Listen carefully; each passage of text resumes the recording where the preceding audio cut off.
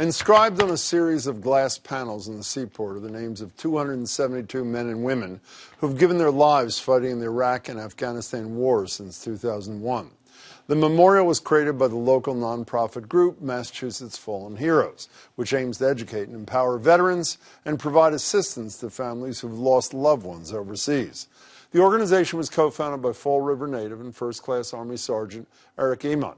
Now Iman's name will soon be added to that memorial, and his wife and 3 young daughters will be on the receiving end of that support he so often gave to others. Sergeant Eric Iman was one of 3 American servicemen killed by an improvised explosive device while serving in Afghanistan last week. Iman enlisted as soon as he graduated from Durfee High School. He was a 2-time Purple Heart and 3-time Bronze Star recipient for his acts of heroism in the line of duty, and was on his 7th combat tour. 7.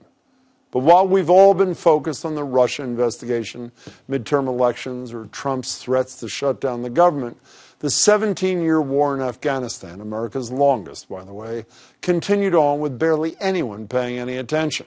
Not the American people, not the president, the man who has yet to visit a combat zone and stayed home on Veterans Day, and not even Congress.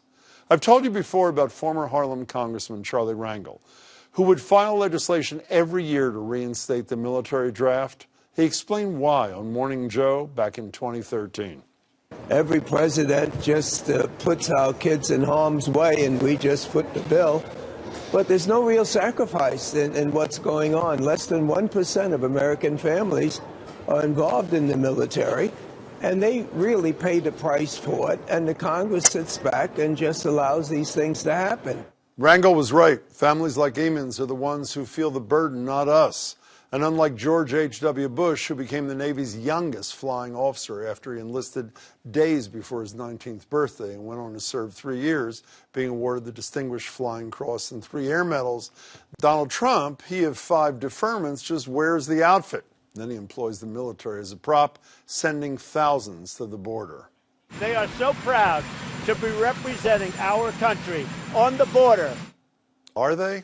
And what are we doing to actually support those troops? Like Congressman Rangel said. And if you're thinking about them coming home, losing limbs, losing their mental capacity, and those heroes that have given up their lives, you take a deep breath and say, what is this war about? Why are we going there? And to have them to come home and the question is still unanswered, that's not the American way. You know, Congressman, it really isn't. People like Sergeant Eamon shouldn't be giving everything, while all the rest of us have absolutely no skin in the game.